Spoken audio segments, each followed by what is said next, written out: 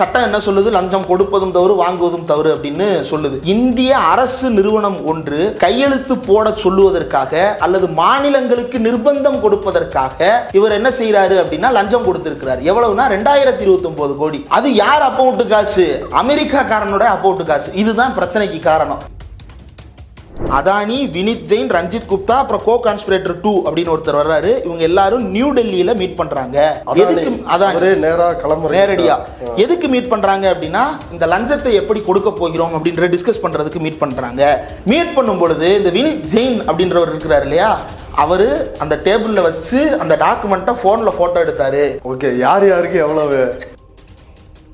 ஆந்திர அரசாங்கத்தில் இருக்கக்கூடிய மூத்த அதிகாரி ஒருத்தரை டைரக்டா அதானியை மீட் பண்ணாரு அப்படின்னு எழுதி இருக்கிறது. ஏன் அதானியை மீட் பண்றாரு அப்படின்னா எந்த மாநிலமும் முன் வர மாட்டேங்குது. ஏதாவது ஒரு மாநிலம் கையெழுத்து போட்டாதான் SECI என்ன செய்ய முடியும்? மற்ற மாநிலங்கள்கிட்ட போய் FBI, அந்த நியூயார்க் ஈஸ்டர்ன் டிஸ்ட்ரிக்டினுடைய கிராண்ட் ஜூரி, இன்னொன்று SECன்ற அமைப்பு, இந்த 3 அமைப்பும் சேர்ந்து ஒரு விசாரணையை துவக்குகிறார்கள். அந்த விசாரணையை இவர் இடையூறு செய்தார் என்ற குற்றச்சாட்டும் இருக்கிறது. விசாரணையும் தடுக்க வேலை பார்த்திருக்காரு. இந்திய விசாரணை இல்ல, அமெரிக்க விசாரணைய போலியான தகவல்களை அரசுக்கு கொடுத்திருக்கிறார் அப்படின்ற குற்றச்சாட்டு வந்திருக்கிறது.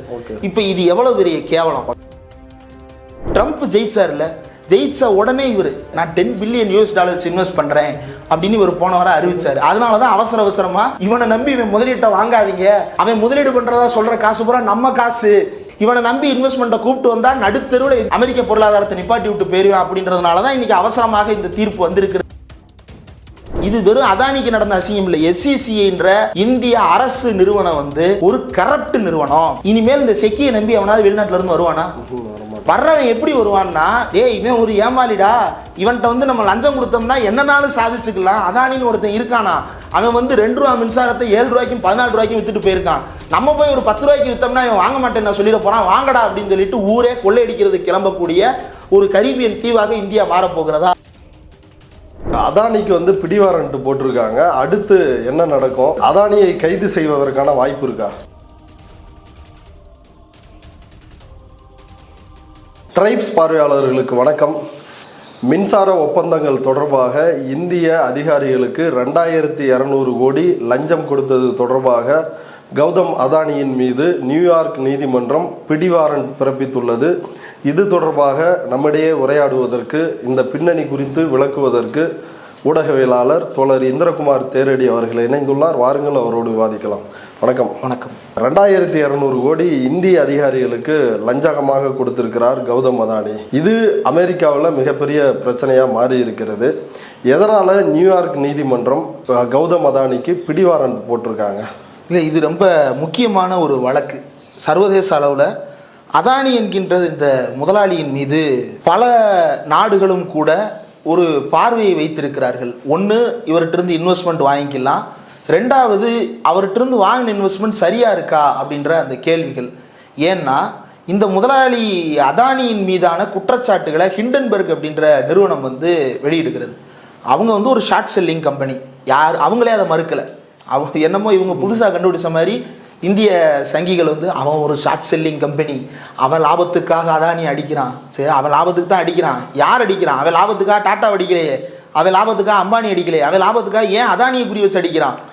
ஏன்னா இந்தியாவின் மிக பெரும் பணக்காரர் முகேஷ் அம்பானி, ஆசியாவின் நம்பர் 1 பில்லியனர் முகேஷ் அம்பானி.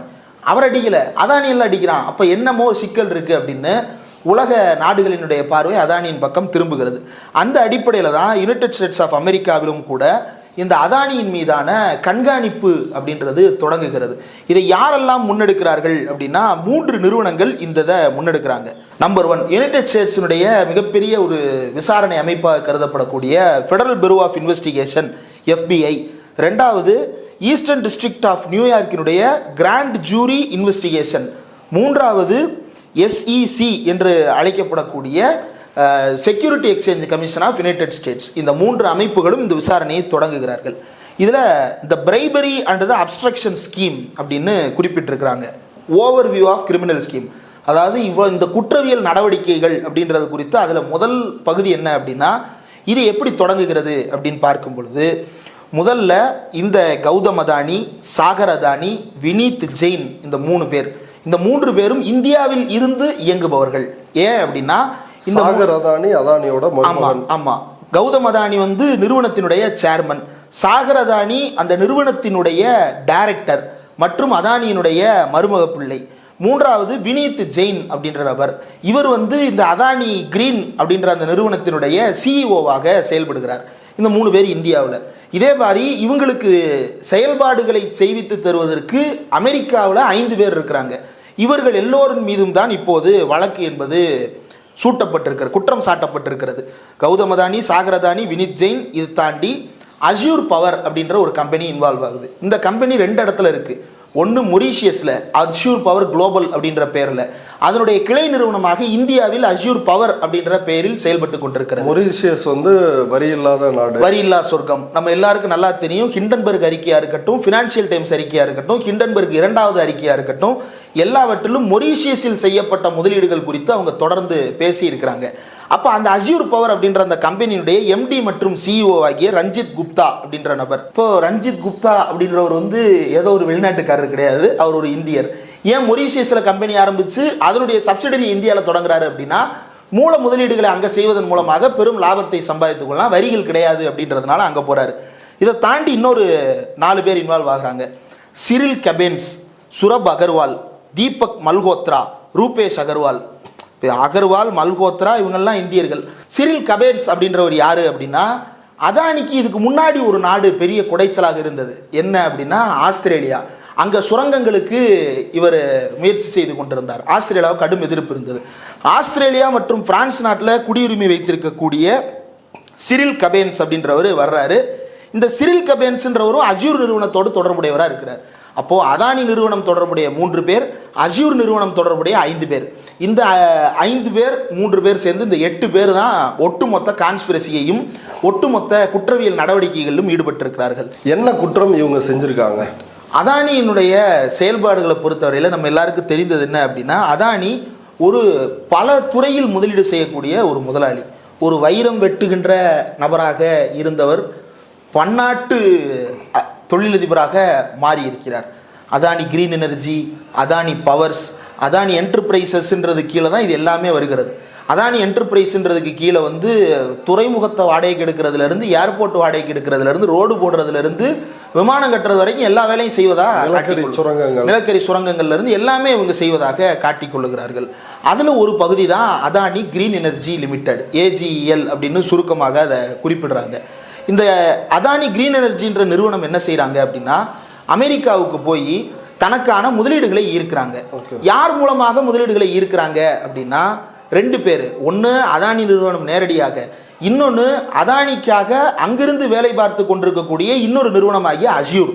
இந்த அஷ்யூர்ன்றது மொரீஷியஸில் இருந்தாலும் அமெரிக்காவினுடைய நியூயார்க் ஸ்டாக் எக்ஸ்சேஞ்சில் தன்னை போட்டுக்கிறாங்க. இப்போ இந்தியாவில் எப்படி 2 ஸ்டாக் எக்ஸ்சேஞ்ச் இருக்குது. ஒன்று பாம்பே ஸ்டாக் எக்ஸ்சேஞ்சு, இன்னொன்று வந்து நேஷனல் ஸ்டாக் எக்ஸ்சேஞ்சு. இந்த 2 ஸ்டாக் எக்ஸ்சேஞ்சிலையும் வந்து நம்ம இந்திய முதலீடுகள் இருக்கும் இல்லையா, அந்த மாதிரி நியூயார்க் ஸ்டாக் எக்ஸ்சேஞ்சில் அமெரிக்க முதலீடுகளை நம்ம செய்யலாம், அமெரிக்காவிலிருந்து நம்ம நிதியை திரட்டிக்கலாம். இப்போ இந்த அஷ்யூர் பவர்ன்ற நிறுவனம் வந்து அமெரிக்காவிலிருந்து நிதி திரட்டுகிறது. இதற்கு கூடுதலாக அதானியும் அங்கே போய் என்ன செய்கிறாருன்னா, நாங்கள் இந்த மாதிரி இந்தியாவில் பெரிய அளவுக்கு ரெனியூவபிள் எனர்ஜி ப்ராஜெக்ட் எடுக்க போகிறோம். இப்போ உலகம் முழுக்க என்ன ஃபேமஸ் அப்படின்னா, ரெனியூவபிள் எனர்ஜி அப்படின்றது ரொம்ப ஃபேமஸான ஒரு கான்செப்ட். கிரீன் எனர்ஜி, மாற்று எரிசக்தி. ஆமாம், இப்போ மோடியே வந்து புதிய இந்தியாவை பெற்று போடும்போது அந்த புதிய இந்தியா எப்படிப்பட்ட இந்தியா, அது பசுமையான இந்தியாவாக இருக்கணும் அப்படின்னு அவர் கனவு காண்றாரு இல்லையா. அப்படி உலகம் முழுக்க ஒரு கனவு இருக்கிறது. நம்ம நிறுவனத்தில் குழந்தை தொழிலாளர் இருக்கக்கூடாது, சுத்தமான எனர்ஜி. எப்படி நம்ம ஊரில் நாட்டு மாட்டு சாணின்னா அதை சாப்பிட்லாம், நாட்டு மாட்டு பால் சாப்பிட்லாம் அப்படின்றதெல்லாம் இருக்கும். அந்த மாதிரி உலகம் முழுக்க நான் கன்வென்ஷனல் வழக்கமான எரிசக்திக்கு மாற்றான எரிசக்தியை நாங்கள் எடுக்கிறோம். இந்தியா முழுக்க இருக்கக்கூடிய மாநிலங்களில் எங்களுக்கு தான் ப்ராஜெக்ட் கிடைக்க போகுது. அதாவது சோலார் மாதிரி பிளேட்டை வச்சு நாங்கள் உற்பத்தி பண்ணுவோம். ஆமாம், சோலார் பிளேட்டை வச்சு. இது கரெக்டாக எக்ஸாக்டாக இதே தான். அதானி என்ன செய்வார்னா, இதுலேயும் அதானி எந்த தொழிலையும் ஈடுபட மாட்டார். அவர் இன்வெஸ்ட் பண்ண மாட்டார். அவர் என்ன செய்வார் அப்படின்னா, அமெரிக்காட்டிலிருந்து முதலீடு வாங்குவார், அவருக்கும் வாங்குவார், அஷ்யூர் வாங்குவார், தொழிலதிபர்கள் இருந்து வாங்குவார். வாங்கி என்ன செய்வாங்க அப்படின்னா, வாங்குற பணத்தில் அஷ்யூர் பவர் வந்து இந்தியாவில் வைத்து மேனுஃபேக்சரிங் செய்யும். அந்த மேனுஃபேக்சரிங்கை அதானி இங்கே செஞ்சு கொடுப்பாரு. இவர் சொந்தமாக எந்த தொழிலும் இங்கேயும் செய்யலை. அப்போ இதற்காக பணத்தை திரட்டுறாரு. எதன் பேரால நிதி திரட்டுகிறார் அப்படின்னு எடுத்து பார்த்தோம் அப்படின்னா, அவர் திரட்டுகின்றது எல்லாமே இன்னும் 20 ஆண்டுகளில் நமக்கு ஒரு கொள்ளை லாபம் கிடைக்க போகுது. எவ்வளவுனா $20 பில்லியன். 20 பில்லியன் யூஎஸ் அப்படின்னா எவ்வளவுங்க அது அப்படின்னு எடுத்து பார்த்தா லட்சம் கோடி, 1,68,000 கோடி. இப்போ நம்ம 2Gயில் வந்து இவங்க ஒரு நம்பர் சொன்னாங்க இல்லையா, அதே அமௌண்ட் அவர் அங்கே கோட் பண்ணி இவ்வளவு லாபம் நமக்கு கிடைக்க போகுது அப்படின்னு சொல்லி வசூல் பண்ணுறாரு. வசூல் எப்படி பண்ணுறாரு அப்படின்னா ஸ்டாக் மூலமாக அவங்கள தன்னுடைய நிறுவனத்தில் முதலீடு செய்ய வைத்து அதன் மூலமாக அவர் அந்த லாபத்தை எடுக்கிறார். இதை யார் எடுக்கிறா? அஸ்யூர் பவர் மூலமா எடுக்கிறாரு. மற்றவங்களும் நம்பி போடுவாங்க. ஆமா, இவர் மோடியோட ஃப்ரெண்டு. ஆமா, இந்தியா முழுக்க ஏற்கனவே இப்படி பண்ணி வச்சிருக்கிறாரு. ஆமா, அதனால இவருடைய செல்வாக்கு குறையாது. ஆமா, இப்போ நீங்க பாத்தீங்க அப்படின்னா இன்னைக்கு கூட அதானி கிரீன் எனர்ஜியினுடைய பங்குகள் வந்து நல்ல ஒரு செல்வாக்கு செலுத்தி கொண்டுதான் இருக்கிறது. ஏன் இந்த ஆள் வந்து மோடி இருக்கிற வரைக்கும் ஒரு பெரிய லாபம் ஸ்டாக் மேல போயிட்டு தான் இருக்கும். இது எவ்வளவு பெரிய கேவலம் யோசிச்சு பாருங்களேன். இந்திய அரசாங்கம் இப்படி ஒரு கேடுகட்ட முதலாளியை ஆதரிக்குது. இவன் கேடுகட்ட முதலாளியா இருந்தாலும் பரவாயில்ல, இவனுக்கு இந்திய அரசாங்கம் ஆதரவு இருக்கிறதுனால இவன் தொழில் பண்ணுவான், இவனை நம்பி நம்ம இன்னொரு 5 வருஷத்துக்கு தைரியமா இன்வெஸ்ட் பண்ணலாம், அதுக்கு இந்திய அரசாங்கம் வந்து இவருக்கு நண்பர் அப்படின்ற ஒரு தான் காரணமா இருக்கு அப்படின்னா இதை விட இந்தியர்களுக்கு உலக அரங்கில் வேறு எதுவும் கேவலத்தை தேடி தருவதாக இருக்க முடியாது. ஹிண்டன்பர்க் வந்து இவர் ஒட்டுமொத்தமா இவரோட பங்குகள் சரிஞ்சாலும் எல்ஐசியோட பணம் போகுது இல்ல. ஆமா, எல்ஐசியோட பங்கு இப்ப நேற்று கூட கிட்டத்தட்ட பல நூற்றுக்கணக்கான கோடிகள் எல்ஐசியினுடைய பங்கு வந்து அதானியினுடைய மற்ற நிறுவன பங்குகள் வந்து சரிந்திருக்கிறது. இதை தான் நம்ம பார்க்குறோம். இப்போ இது ஒரு பக்கம். இவர் இந்த காசை கலெக்ட் பண்றாரு இல்லையா, கலெக்ட் பண்ணிட்டு எவ்வளவு கலெக்ட் பண்றாரு? இவர் கலெக்ட் பண்றது எவ்வளவு அப்படின்னா அப்டைனிங் மோர் தென் 2 பில்லியன் யுனைடெட் ஸ்டேட்ஸ் டினாமினேஷன், அதாவது சில 1000 கோடிகள். கிட்டத்தட்ட இன்றைய சந்தை மதிப்பின்படி 16,000 கோடி கிட்ட அதனுடைய மதிப்பு இருக்கலாம் மேபி. அந்த 2 பில்லியன் யுனைடெட் ஸ்டேட்ஸ் டாலர்ஸை ஃபினான்சியல் இன்ஸ்டிடியூஷன்ஸ் மூலமா யூஎஸ்ல இருக்கக்கூடிய பன்னாட்டு நிறுவனங்களுடைய கடன் மூலமாவெல்லாம் பெறுகிறார். அதுபோக 1 பில்லியன் செக்யூரிட்டிஸ். 1 பில்லியன் செக்யூரிட்டிஸ் அப்படின்னா இது வந்து சந்தை மூலமாக பெறுவது, ஸ்டாக் எக்ஸ்சேஞ்ச் மூலமாக பெறுவது. 3 பில்லியன் டாலரை இவர் கலெக்ட் பண்ணியிருக்கிறாரு. 20 பில்லியன் டாலர் லாபம் கிடைக்கும்ன்ற வாக்குறுதியின் அடிப்படையில் இப்படி கலெக்ட் பண்ணிட்டு என்ன பண்றாங்க அப்படின்னா நேரடியாக இந்தியாவுக்கு வர்றாங்க. இந்தியாவில் நம்ம யார் இருக்கிறா? பாரத பிரதமர் நரேந்திர மோடி இருக்கிறார். அவர் ஒரு கம்பெனி உருவாக்கி இருக்கிறாரு. என்ன கம்பெனின்னா SECI அப்படின்ற ஒரு company, solar energy corporation of India. இந்த சோலார் எனர்ஜி கார்பரேஷன் ஆஃப் இந்தியாவுடைய வேலை என்ன அப்படின்னா இவங்க வந்து ஒரு நோடல் ஏஜென்சி. நோடல் ஏஜென்சினா இவங்க மூலமாக தான் ஒரு குறிப்பிட்ட செயல் நடைபெற முடியும் அப்படின்னு. அந்த குறிப்பிட்ட செயல் என்ன? மாநிலங்கள் இப்போ தமிழ்நாட்டை பொறுத்த வரைக்கும் டான்ஜெட்கோ இருக்கு, ஜம்மு காஷ்மீருக்கு ஒரு மின் உற்பத்தி மற்றும் பகிர்மான கழகம் இருக்கு. இந்தியா முழுக்க இந்த மின் உற்பத்தி பகிர்மான கழகம் ஒரு மாநிலத்துக்கு மாநில அளவில் இருக்கு. இந்த மாநிலங்களுக்கு SECI என்ன செய்யும் அப்படின்னா நான் இவர்கிட்ட சோலாரை பர்ச்சேஸ் பண்ணி நான் உங்களுக்கு தர்றேன், இந்த ரேட்டில் நீங்கள் எனக்கு வாங்கிக்கங்க அப்படின்றத நெகோசியேட் பண்ணி டீல் போட்டு கொடுப்பாங்க. இதுதான் வந்து SECI ரோல். SECI இல்லாமல் நம்ம நேரடியாக போட முடியாது. அது யார் போட்டா அப்படின்னா இந்த சரத்துகள் எல்லாம் இதெல்லாம் 2020-22 உருவாகுது. SECI மூலமாக மட்டும்தான் நீங்கள் இதை செய்யணும்னு.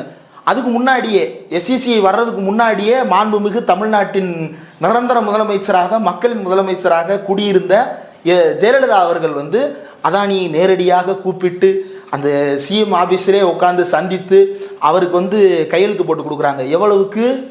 7 ரூபாய்க்கு ஒரு யூனிட் சோலார் மின்சாரம் வந்து 7 ரூபாய்க்கு. இதுக்கு ராமநாதபுரத்துக்கு பக்கத்தில் ஒரு பெரிய இடத்தை குத்தகைக்கு கொடுத்து சொற்ப பணத்திற்காக குத்தகைக்கு கொடுத்து அந்த இடம் பூரா இப்போ சோலார் பிளான்ட் போட்டிருக்கிறாங்க. அதுக்கு விவசாயிகள் மத்தியில் கூட கடுமையான எதிர்ப்பு இருந்தது அப்படின்றத நம்ம கடந்த காலத்தில் பார்த்துருக்கோம். இப்போ என்ன செய்கிறார் அப்படின்னா SECI போனால் போதும். முந்தியாவது ஸ்டேட்டாக அலையணும், இப்போ நம்ம SECI போனால் போதும். ரைட், SECI போய் இங்கே பாருங்கள், நான் 2014 ஜெயலலிதாட்ட 7 ரூபாய்க்கு விற்றுருக்கேன், இப்போ பாருங்கள் 10 வருஷம் ஆகிப்போச்சு, இன்னும் இப்போ நான் வந்து 14 ரூபாய்க்கு நான் கொடுக்குறதுக்கு ரெடியாக இருக்கேன், வாங்கிக்கிட்ட சொல்லு. 14 ரூபாய்க்கா? 14 ரூபாய்க்கு மனுஷன் வாங்குவானா? இவ்வளோ பெரிய காசை வச்சுக்கிட்டு எப்படிடா வாங்குறது அப்படின்னு சொல்லிட்டு SECI தயங்குது. ஏன் தயங்குது? SECI வந்து மக்கள் நலன் சார்ந்து யோசிக்குதானா? இல்லை. அங்கதான் என்ன நடக்குது அப்படின்னா மாநில அரசுகள் வாங்கணும்ல. இதுல என்ன அப்படின்னா SECI அவங்க குறிப்பிட்டிருப்பது ஏன்னா எல்லாரும் என்ன சொல்றாங்கன்னா மாநில அரசு காசு வாங்கிட்டு இதை பண்ணிருச்சு அப்படின்னு சொல்றாங்க. என்ன நடந்திருக்கு அப்படின்னா SECI was responsible for finding state electricity distribution companies that would purchase 12 gigawatts of power that the Indian energy companies subsidiary and the US issuer had agreed to supply. இது எல்லாமே மேனுஃபேக்சரிங் லிங்க்டு ப்ராஜெக்ட். எப்படின்னா solar கருவிகளை தயாரித்து உற்பத்தி செய்து தரக்கூடிய திட்டம். இந்த சோலார் கருவிகளை உற்பத்தி செய்வது யார் அப்படின்னா அஸ்யூர் அப்படின்ற அந்த US இஷ்யூர் கம்பெனி. இதை பகிர்ந்து கொடுக்க போறது யாரு, இங்கிருந்து இதை செயல்படுத்த போறது யாரு அப்படின்னா அதானி கிரீன் அப்படின்ற நிறுவனம். இதுல இந்த அஸ்யூர் வந்து 4 ஜிகாவாட் தரேன்றான், அதானி வந்து நான் 8 ஜிகாவாட் தரேன்றான். அப்போ மொத்தம் 12 ஜிகாவாட் ஆயிருச்சு. இந்த 12 ஜிகாவாட்டை வாங்குறதுக்கு மாநிலத்தை கண்டுபிடிக்கணும். SCCI என்ன சொல்லுது, ஒவ்வொரு மாநிலமா ஏறி இறங்கி இந்த ரேட்டுக்கு யாருமே பர்ச்சேஸ் பண்ண தயாரா இல்லை அப்படின்னு சொல்லுது. உடனே என்ன செய்கிறார் அப்படின்னா, இதுல வந்து அவங்க பயன்படுத்தி இருக்கிற அதே வார்த்தை, Gautam Adani, Sagar Adani, Vineet Jain, Ranjit Gupta devised a scheme to offer, authorize, make and promise to make bribes to the Indian government officials in exchange for the government officials causing state electricity distribution companies to enter into the PSA. PSA அப்படின்னா power sale agreement. 2 இருக்கு, Adani, SCCI, மாநிலங்கள். அதானி இவங்கள்ட்ட என்ன போடுவார் அப்படின்னா power purchase agreement போடுவார். இவங்க என்ன பண்ணுவாங்க அப்படின்னா பவர் சேல் அக்ரிமெண்ட் இவங்கள்ட்ட போடுவாங்க. அப்போ இந்த 2 ஒன்று சேரும் பொழுது தான் இது ஃபுல்ஃபில் ஆகும். அப்போ அதானி என்ன செய்கிறாருன்னா SCCI சந்தித்து, இந்திய அதிகாரிகளை சந்தித்து, நாங்கள் இவ்வளவு கொடுக்குறோம், நீங்கள் இதை வாங்கிக்கங்க அப்படின்னு சொல்லிட்டு பிரைபு கொடுக்குறாரு அப்படின்றது தான் அவர்கள் மீது வைத்திருக்கக்கூடிய அலிகேஷன். இது வெறுமனே அவங்க அலிகேஷனை மட்டும் சொல்லலை, அவங்க என்ன சொல்கிறாங்கன்னா எப்படி எப்படிலாம் இந்த பிரைபு கொடுக்கப்பட்டிருக்கு அப்படின்றதையும் கூட விரிவாக அவர்கள் பதிவு செய்திருக்கிறார்கள். அதில் ஒரு இடத்துல அவங்க சொல்கிறாங்க, அதானி, வினித் ஜெயின், ரஞ்சித் குப்தா, அப்புறம் கோ கான்ஸ்பிரேட்டர் 2 அப்படின்னு ஒருத்தர் வர்றாரு, இவங்க எல்லாரும் நியூ டெல்லியில மீட் பண்றாங்க. எதுக்கு நேரடியா எதுக்கு மீட் பண்றாங்க அப்படின்னா, இந்த லஞ்சத்தை எப்படி கொடுக்க போகிறோம் அப்படின்ற டிஸ்கஸ் பண்றதுக்கு மீட் பண்றாங்க. மீட் பண்ணும் பொழுது இந்த வினித் ஜெயின் அப்படின்றவர் இருக்கிறார் இல்லையா, அவரு அந்த டேபிள்ல வச்சு அந்த டாக்குமெண்ட்டை போன்ல போட்டோ எடுத்தாரு. ஓகே, யார் யாருக்கு எவ்வளவுன்றது மட்டும் இல்ல, இப்போ இதில் 2 கம்பெனி இன்வால்வ் ஆயிருக்கு. ஒன்று அதானி கிரீன், இன்னொன்று அஸ்யூர். 2 பேரும் சேர்ந்து தான் லஞ்சம் கொடுக்க போகிறான்.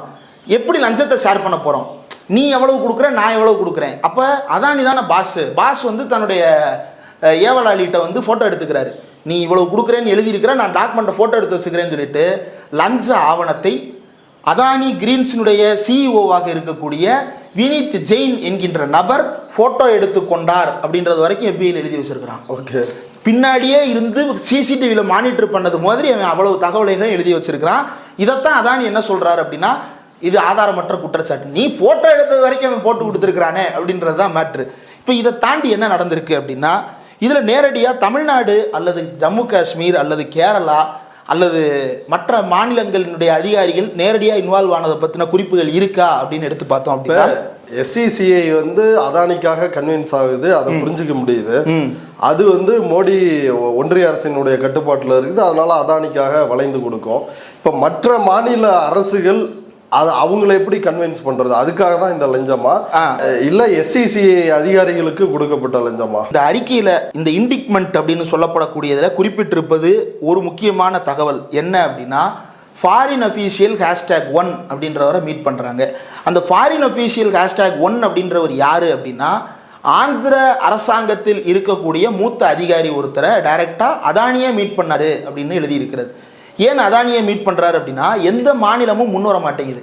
ஏதாவது ஒரு மாநிலம் கையெழுத்து போட்டால் தான் SCCI என்ன செய்ய முடியும், மற்ற மாநிலங்கள்கிட்ட போய் ஆந்திரா சைன் பண்ணிட்டாங்க சார், அப்படியா ஆந்திரா சைன் பண்ணியிருக்கா, சரி அப்போ என்னன்னு யோசிப்போன்னு மற்ற மாநிலங்கள் யோசனைக்கு உட்படும். அப்போ இந்த ஸ்கீமேட்டிக்ஸ் முழுக்க எதற்காக உருவாக்கப்பட்டிருக்கிறது அப்படின்னா, மாநிலங்கள் SCCI கிட்ட போய் கையெழுத்து போடணும். ஓகே, பவர் பர்ச்சேஸ் அக்ரிமெண்ட்டை வாங்கிக்கிறதுக்காக சந்திரபாபு நாயுடு கவர்மெண்ட் கிட்ட போயிருக்காங்க, ஜெகன்மோகன் ரெட்டி கவர்மெண்ட் கிட்ட போயிருக்காங்க போன ஆட்சியில். ஆமா, இதுல என்ன அப்படின்னா, இவங்க சொல்ற அந்த தேதி, ஆந்திராவினுடைய அதிகாரியை சந்தித்ததாக இவர்கள் சொல்லுகின்ற தேதி ஆகஸ்ட் 2021, கையெழுத்தாகிற தேதி செப்டம்பர் 2021. அப்ப கிட்டத்தட்ட 1 மாத இடைவெளிக்குள்ள இவர்கள் யாரோ ஒருத்தரை போய் சந்திக்கிறாங்க. அந்த சந்திப்பின் நீட்சியாக ஆந்திரா வந்து இதை பெற்றுக்கொள்வதற்கு ஒப்புக்கொள்ளுகிறது அப்படின்றது நேரடியாக குறிப்பிடப்பட்டிருக்கிறது. மற்ற மாநில அதிகாரிகளை சந்தித்தது பற்றியோ அல்லது அவர்களுக்கு என்ன லஞ்சம் கொடுக்கப்பட்டிருக்கிறது என்பது பற்றியோ எந்த குறிப்பும் இல்லை. ஒருவேளை SCCI ஒடிசாவோட அதிகாரிகளையும் சந்திச்சதா சொல்றாங்களே, இல்ல ஆமா, மற்ற மாநில அதிகாரிகளை சந்தித்திருக்கலாம் அப்படின்ற யூகம் இருக்கே தவிர, இந்த தேதியில இந்த இடத்துல இவரை சந்தித்து இப்படி கையெழுத்து வாங்கிச்சு அப்படின்றது வந்து ஆந்திராவுக்கு தான் குறிப்பிடப்பட்டிருக்கிறது. மற்ற மாநிலங்கள் அடுத்தடுத்து பேர் குறிப்பிடப்பட்டிருக்கிறது. 2200 கோடி லஞ்சம்ன்றது பெரிய நம்பரா இருக்குது. எவ்வளவு பேர் கொடுத்துருப்பாங்க? இன்னைக்கு கணக்குப்படி அந்த US டாலர்ஸை கன்வெர்ட் பண்ணோம் அப்படின்னா 2110 கோடி 59 லட்சத்தி சொச்சம் வரும். அன்றைய கணக்கின்படி 2029 கோடி கொடுக்கப்பட்டிருக்குன்னு அந்த நியூயார்க் நீதிமன்றமே இந்த புகாரில் குறிப்பிட்டிருக்கிறார்கள். இந்த 2029 கோடி அப்படின்றது அவ்வளவு சாதாரணமான தொகை அல்ல. இது அதானியினுடைய சொந்த காசா? இப்போ ஒரு கலெக்டரேட்டுக்கு போகிறோம் அல்லது ஏதோ ஒரு விஏஓ ஆஃபீஸுக்கு போகிறோம், அங்கே இருக்கிற யாரோ ஒரு உதவியாளர் வந்து சார் ஒரு 100 ரூபா கொடுங்க அப்படின்றாருன்னா நம்ம என்ன பண்ணுவோம், நம்ம சம்பாதித்து நான் வச்சிருக்கிற காசை கொடுத்து வேலை வேகமாக முடிச்சு கொடுங்க அப்படின்னு போய் சொல்லுவோம். அதுக்கே சட்டம் என்ன சொல்லுது, லஞ்சம் கொடுப்பதும் தவறு வாங்குவதும் தவறு அப்படின்னு சொல்லுது. இந்திய அரசு நிறுவனம் ஒன்று கையெழுத்து போட சொல்லுவதற்காக அல்லது மாநிலங்களுக்கு நிர்பந்தம் கொடுப்பதற்காக இவர் என்ன செய்யறாரு அப்படின்னா லஞ்சம் கொடுத்திருக்கிறார். எவ்வளவுனா 2029 கோடி. அது யார் அக்கௌண்ட் காசு? அமெரிக்காக்காரனோட அக்கௌண்ட் காசு. இதுதான் பிரச்சனைக்கு காரணம். என் காசை வாங்கி நீ நாட்டில் கொள்ளையடிக்கிறதுக்காக இங்க இருக்கிற காசை வாங்கிட்டு போய் அங்க லஞ்சம் கொடுத்திருக்கிற அப்படின்றதான் பேசிக்கான புகார். சிம்பிளா புரிஞ்சுக்கணும்னா, என்கிட்ட காசை வாங்கியிருக்க, ஆனா நீ என்ன பண்றன்றதை என்கிட்ட உண்மை எதையுமே சொல்லல. மாறாக என்ன செஞ்சிருக்கிறாரு அப்படின்னா, இவர்கள் அத்தனை பேரும் சேர்ந்து 3 நிறுவனங்கள் சொன்னேன் இல்லையா, FBI, அந்த நியூயார்க் ஈஸ்டர்ன் டிஸ்ட்ரிக்டினுடைய கிராண்ட் ஜூரி, இன்னொன்று SECன்ற அமைப்பு, இந்த 3 அமைப்பும் சேர்ந்து ஒரு விசாரணையை துவக்குகிறார்கள். அந்த விசாரணையை இவர் இடையூறு செய்தார் என்ற குற்றச்சாட்டும் இருக்கிறது. விசாரணையும் தடுக்க வேலை பார்த்திருக்காரு. இந்திய விசாரணை இல்ல, அமெரிக்க விசாரணைய. அது யாரு? FBI விசாரணையை. அதாவது அவர் என்ன நினைச்சிட்டாரு, எல்லா ஊர்லயும் ஒரு மாதவி பூரி புச்சு மாதிரி ஒருத்தவங்க இருப்பாங்க, நம்ம போய் டீல் பேசுனோம்னா நம்ம மேல கிளீன் சிட் எழுதி கொடுத்துருவாங்கன்னு நினைச்சிட்டு என்ன செஞ்சிருக்கிறாங்கன்னா, destroy and suppress documents and communications and provide false information to the United States government in connection with the government investigations. இது தொடர்பா அந்த அரசு நிறுவனங்கள் விசாரணைக்கு போகும் பொழுது ஆதாரங்களை அளித்து, ஆவணங்களை அளித்து, தகவல் தொடர்புகளை அளித்து போலியான தகவல்களை அரசுக்கு கொடுத்திருக்கிறார் அப்படின்ற குற்றச்சாட்டு வந்திருக்கிறது. இப்ப இது எவ்வளவு பெரிய கேவலம், பக்கா ஃப்ராடு. இந்தியாவை சேர்ந்த ஒரு முதலாளின்றதுக்காக இந்த ஃப்ராடுத்தனத்தை நாம் ஆதரிக்க போகிறோமா? இதுதான் இந்தியர்களாகிய நம்முடைய வேலையா? இதற்கும் தேசபக்திக்கும் ஏதாவது துளி சம்பந்தம் இருக்கிறதா? தேசபக்தி கொண்ட உண்மையான ஒரு மனிதனாக இருந்தால் இந்த முதலாளிய காரி துப்புவானா மாட்டானா? இப்படி ஒரு முதலாளியை ஆதரிப்பது இந்தியர்களிட. இப்ப என்ன சொல்றாங்கன்னா, பார்லிமெண்ட் செஷன் வரப்போகுது, அதுல யாருமே எதையும் பேசிடக்கூடாதுன்றதுக்காக அமெரிக்கா சதி செய்தான். ஏங்க உங்க ஃப்ரெண்டு தானுங்க, முந்தா நேத்து போட்டோ போட்டிருக்கிறாரு. யாரோட போட்டோஸ்? இவர் பைடனோட போட்டோ போட்டிருக்கிறார். நம்ம மோடி வந்து பைடனோட போட்டோ போட்டு, ஆஹா உங்களை சந்திக்கிறது எவ்வளவு சந்தோஷமா இருக்கு தெரியுமா, எவ்வளவு நாளாச்சு உங்களை சந்தித்து அப்படின்னு 6 தடவை போட்டோ உங்க ஃப்ரெண்டு எதுக்குங்க உங்க கவர்மெண்ட்டை டிஸ்டர்ப் பண்ணணும்னு நினைக்க போறான்? அடுத்து வரப்போறவரு உங்களுடைய இன்னும் நெருக்கமான நண்பர் டொனால்டு. இப்ப இருக்கிறவராவது அட்மினிஸ்ட்ரேட்டிவ் ஃப்ரெண்டு, அடுத்து வரப்போறவர் ஐடியாலஜிக்கல் ஃப்ரெண்டு. உங்க ஐடியாலஜிக்கல் ஃப்ரெண்டு இருக்கக்கூடிய ஒரு அரசு ஏன் இந்த நெருக்கடியை உங்களுக்கு கொடுக்கணும்? அப்ப இது ஆதாரமற்ற புகார். உண்மையிலேயே மாநிலங்கள் தான் இதுல புகார் பண்ணியிருக்குன்னா, குற்றம் பண்ணியிருக்கு அப்படின்னா, நீங்க ஒரு JPC போடுங்க, ஜாயிண்ட் பார்லிமெண்டரி கமிட்டி போடுங்க. இன்னைக்கு நாடாளுமன்றத்தில் இருக்கிற எல்லா கட்சியும் உள்ள போட போறீங்க. அப்படி எல்லா கட்சியும் உள்ள போடும் பொழுது எல்லா கட்சியும் சேர்ந்தா விசாரிக்க போறாங்க. அதுல BJP இருக்க போது இல்ல, JPC போடுறதுல இப்ப உங்களுக்கு சிக்கல் இருக்கக்கூடாது. JPC போடுறதுக்கு மறுக்கிறீங்க அப்படின்னா தப்பு உங்க பக்கம் இருக்குன்னு தானே அர்த்தம். SCCIன்ற நிறுவனம் யாரோடது? அவனுக்கு எதுக்கு அதிக விலைக்கு விற்கிறான்? அதிக விலைக்கு விற்கிறது SCCI எப்படி வாங்குது? அதை வாங்கினது மட்டும் இல்லாமல் மாநிலங்கள்கிட்ட போய் இதை ஏன்ட்டு வாங்கிக்கணும் நிர்பந்தம் பண்ணுது. ஏற்கனவே உதயமின் திட்டம் மாதிரியான வழக்கமான மின்சார பகிர்மானத்திலே உதயமின் திட்டம் மாதிரியான திட்டங்கள் மூலமா ஒன்றிய அரசு பல தலையீடுகளையும் பல குளறுபடிகளையும் செய்து கொண்டிருக்கிறது. நம்ம தெர்மல் பவர் பிளான்ட்னு வச்சிருக்கோம் இல்லையா, இது எல்லாத்துக்குமே வந்து இது டீசல் பவர் பிளான்ட் எல்லாத்துக்குமே என்ன தேவை அப்படின்னா நிலக்கரி தேவை. இந்த நிலக்கரி எங்கிட்ட இருந்து நம்ம எடுத்துட்டு வர்றது? தெர்மல் பவர் பிளான்ட்டுக்கு தேவையான நிலக்கரியை நம்ம எங்க இருந்து எடுத்துட்டு வரணும்னா ஒன்றிய அரசாங்கத்திட்ட இருந்து வாங்கணும். ஒன்றிய அரசாங்கம் என்ன சொல்லுது? அதை போராத்தையும் அதானிக்கு வாடகை கொடுக்குது. அதானி என்ன பண்றாரு? அவர் தோண்டி எடுத்து கொண்டு வர்றாரான்னு இல்லை, எவனோ ஒருத்தன் எங்கேயோ தோன்றதை இவர் வாங்கிட்டு எடுத்துட்டு மொரீஷியஸுக்கு கொண்டு போறாரு, காங்கோவுக்கு கொண்டு போறாரு. அதை ஹாங்காங்ல இருந்து துபாயில இருந்து எவனா அதுக்குள்ள வர்றான். கடைசியில் அதை மும்பையில கொண்டு வந்து இறக்கி இங்க நம்ம தலையில கட்டுறாரு. இப்படி தேவையில்லாத ஒரு சர்க்கிளுக்குள்ள பணத்தை ஏற்றி நம்ம தலையில கட்டுறாரு. இப்ப என்ன செய்ய வேண்டியது இருக்கு? தமிழ்நாடு மின் உற்பத்தி மற்றும் பகிர்மான கழகம் அதிக விலை கொடுத்து நிலக்கரி வாங்க வேண்டியிருக்கு.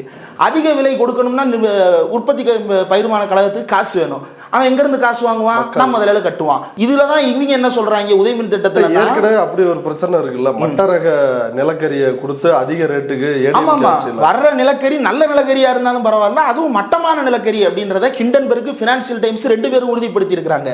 இதை விசாரிக்க வேண்டியது யாரு? இதை செபி விசாரிக்கணுமா? செபி வந்து ஸ்டாக்ல நடந்த முறைகேடை விசாரிக்கணும். அதுவே ஒழுங்கா நடந்துச்சான்னு தெரியல. ஏன்னா மாதவி புச்சுல நடக்கவே இல்லை. உச்ச நீதிமன்றமும் கழுவி ஊத்திருச்சு, இவங்களும் அதை ஊத்தி மூட்டாங்க.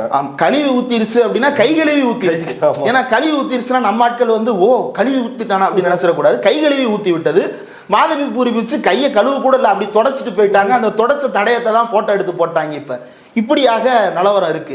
நிலக்கரி புகாரை வந்து இந்திய அரசாங்கத்தினுடைய கோல் எனர்ஜி அப்படின்ற டிபார்ட்மெண்ட் இருக்கு, அவங்க இதை விசாரிக்கணும்ல. இதை விசாரிக்காம அவங்க மௌனம் சாதிக்கிறாங்க. இப்ப என்ன நடந்து கடைசியில் நடந்துருச்சு, அமெரிக்காக்காரை வந்து அசிங்கப்படுத்துறான். இது இந்தியா மொத்தத்துக்கு அசிங்கம். இது வெறும் அதானிக்கு நடந்த அசிங்கம் இல்லை. SCCன்ற இந்திய அரசு நிறுவனம் வந்து ஒரு கரப்ட் நிறுவனம். இப்போ நாளைக்கு வெளிநாட்டில இருந்து யாரோ ஒரு பவர் டிஸ்ட்ரிபியூஷன் கம்பெனி வர்றான் சார்.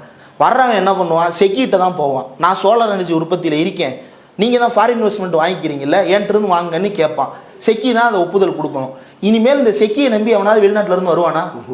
வர்றவன் எப்படி வருவான்னா, இவன் ஒரு ஏமாலிடா, இவன்கிட்ட வந்து நம்ம லஞ்சம் கொடுத்தோம்னா என்னன்னாலும் சாதிச்சுக்கலாம். அதானின்னு ஒருத்தன் இருக்கானா, அவன் வந்து 2 ரூபா மின்சாரத்தை 7 ரூபாய்க்கும் 14 ரூபாய்க்கும் வித்துட்டு போயிருக்கான். நம்ம போய் ஒரு 10 ரூபாய்க்கு வித்தோம்னா இவன் வாங்க மாட்டேன்னு நான் சொல்லிட போறான். வாங்கடா அப்படின்னு சொல்லிட்டு ஊரே கொள்ளையடிக்கிறது கிளம்பக்கூடிய ஒரு கரீபியன் தீவாக இந்தியா மாறப்போகிறதா அப்படின்றது தான் கேள்வி. இந்த கேள்விக்கெல்லாம் மோடி பதில் சொல்லணும், நாடாளுமன்றம் பதில் சொல்லணும், செபி பதில் சொல்லணும், renewable energy corporation of India என்று அழைக்கப்படும் solar energy corporation of India பதில் சொல்லணும், இந்தியாவினுடைய நிலக்கரி துறை அமைச்சர் இதற்கு பதில் சொல்லணும், இந்தியாவினுடைய மின் உற்பத்தி துறை அமைச்சர் இதுக்கு பதில் சொல்லணும். இவ்வளவு பேர் பதில் சொல்ல வேண்டியவங்க இருக்கிறாங்க. ஆனால் 2 நாளாக யாருமே எதுவுமே பேசலை. இது ஏதோ அதானிக்கு நடந்த பிரச்சனை. ஏன் உங்கள் கம்பெனியை வச்சு இழுத்து நாரடிச்சுட்டு போயிருக்கான் அமெரிக்காக்காரன். அவன் என்னென்ன சொல்கிறான் அப்படின்னா, செக்கி வந்து இந்த பெரிய காசுக்கு வந்து ஆள் பிடிக்க முடியல, அதனால லஞ்சத்தை எதிர்பார்த்து காத்திருந்த மாதிரி இருக்குன்னு அவன் எழுதியிருக்கிறான். இது எவ்வளவு கேவலம். இதுதான் நடந்திருக்கிறது. இதை நாம் கவனமாக தொடர்ந்து பின்பற்றி பேச வேண்டிய தேவை இருக்கிறது. இப்போ அதானிக்கு வந்து பிடிவாரண்ட் போட்டிருக்காங்க, அடுத்து என்ன நடக்கும்? அதானியை கைது செய்வதற்கான வாய்ப்பு இருக்கா? இல்லை, அதானிக்கு இப்போ பிடிவாரண்ட் போட்டு அடுத்து இன்டர்போலுக்கு, அடுத்து FBI இன்டர்போல் இணைந்து இயங்கக்கூடிய அமைப்புகள். இப்போ இன்டர்போலுக்கும் இது மாதிரி பன்னாட்டு அமைப்புகள் இருக்கு, விசாரணை அமைப்புகள். இந்த பன்னாட்டு விசாரணை அமைப்புகளுக்கு இது குறித்தான தகவல் பகிரப்படும். ஆனால் என்ன சிக்கல்னா, இதுக்கு முன்னாடி இந்தியாவில இருந்து ஒரு ஆள் தப்பிச்சு போனார். அவர் இப்போ ஏதோ தீவு வாங்கிட்டேன்னு ஒரு கிரீன் மேட் ஸ்டுடியோவில் உட்காந்து வீடியோ போட்டுக்கிட்டு இருக்கிறார், நித்யானந்தான்ற போலி சாமியார். அவரை பிடிக்கிறதுக்கே இப்போ ஆளை காணோம். ஒரு சாமியாரை பிடிக்காத இந்த பன்னாட்டு முகமைகள் இவ்வளவு பெரிய காசு கொடுக்குற அதை அம்பானியை பிடிச்சிரும்னு எனக்கு நம்பிக்கை இல்லை. ரெண்டாவது ட்ரம்ப் வர்றாரு, இங்கே மோடி இருக்கிறாரு, ரொம்ப பெரிய உற்ற நண்பர்கள். இப்போ பிடிக்க போகிற அமைப்பு இப்போ ஒன்றும் இல்லை. இப்போ ஒரு முக்கிய அதிகாரி ஒருத்தர் ரோட்டில் வந்து போலீஸ் இன்ஸ்பெக்ஷனில் நிற்கும் போது மாட்டுறாருன்னா, சார் நான் அதிகாரி சார் அப்படின்னு சொல்லுவாரா மாட்டாரா? இப்போ இவர் எவ்வளோ பெரிய நாட்டின் பிரதமருக்கே நண்பராக இருக்கிறாரு. நான் மோடியோட ஃப்ரெண்டு, பிரதமர் தான் அவர். இவரே அப்படிதான் நினச்சிக்கிட்டு வாழ்ந்துக்கிட்டு இருக்கிறாரு. இவர் ட்ரம்ப் ஜெயிச்சார்ல, ஜெயிச்ச உடனே இவர் ட்ரம்ப் இன்னும் பிரசிடென்ட்டே ஆகலை, பிரசிடென்ட் எலெக்ட், இனிமேல் தான் அவர் பதவி ஏற்க போறாரு. அதுக்குள்ள நான் $10 பில்லியன் இன்வெஸ்ட் பண்றேன் அப்படின்னு இவர் போன வாரம் அறிவிச்சாரு. அதனாலதான் அவசரமா இவனை நம்பி இவன் முதலீட்டை வாங்காதீங்க, அவன் முதலீடு பண்றதா சொல்ற காசு பூரா நம்ம காசு. $2 பில்லியன் நம்மள்ட்ட இருந்து இவன் கடனா வாங்கிட்டு போயிருக்கான். $1 பில்லியன் நம்ம செக்யூரிட்டில இருந்து வாங்கியிருக்கான். இவன் போடுற $10 பில்லியன், $3 பில்லியன் நம்ம காசு, $7 பில்லியன் இந்திய மக்களுடைய காசு. இவனை நம்பி இன்வெஸ்ட்மெண்ட்டை கூப்பிட்டு வந்தா நடுத்தெருவில் இந்த அமெரிக்க பொருளாதாரத்தை நிப்பாட்டி விட்டு போயிருவான். அப்படின்றதுனால தான் இன்னைக்கு அவசரமாக இந்த தீர்ப்பு வந்திருக்கிறது அப்படின்னு நான் நம்புறேன். ஆனால் கைது அப்படின்றத பொறுத்தவரையில் இது இண்டிக்மெண்ட், இது வந்து குற்றம் நிரூபிக்கப்பட்ட வழக்கு அல்ல. முதல்ல இவர் ஆஜராகணும், ஆஜராகி பதில் சொல்லணும். பதில் சொன்னதற்கு பிறகுதான் அடுத்த நடவடிக்கைகள். ஆஜராகவில்லை அப்படின்னா நிச்சயமாக கைது நடவடிக்கையை அமெரிக்கா செய்வதற்கான அதிகாரம் இருக்கிறது. அதில் அரசியல் தலையீடு வருகிறதா இல்லையா அப்படின்றத நம்ம கவனமா பார்க்கணும். இவ்வளவு நேரம் நம்முடைய பார்வையாளர்களுக்காக உங்களுடைய விரிவான கருத்துக்களை பதிவு செஞ்சதுக்கு மிக்க நன்றி.